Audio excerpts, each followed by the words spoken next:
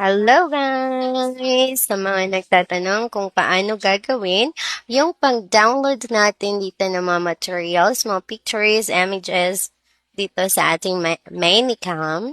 So, kasi meron pong mga ice cream ako dito. Ayan, move nyo po yan. Meron din akong burger, mga fruits. Ayan yung burger. Sobrang laki ng burger natin. Malaki pa sa ulo natin. Tapos, natatawa minsan yung student natin kasi minumove ko siya move ko siya, tapos kakainin ko na yung, I will eat your burger. Sasabihin mo ganyan. O, pag ganun mo, move mo, ay, natatawa na yung student natin kasi hindi natin nakain yung burger niya.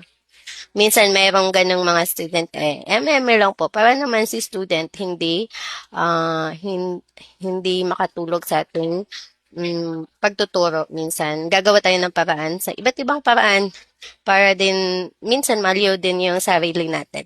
At kasunod po nito guys, kung paano i-download ito, meron din ako ditong mga face accessories. Dito nyo po makikita yung mga headbands, iba't ibang, ayan, may shark ako. Shark, baby. Shark. Dudut. At ito, meron din ako nito, flower crown. Say up, apple, alright. Apple mask, meron din ako.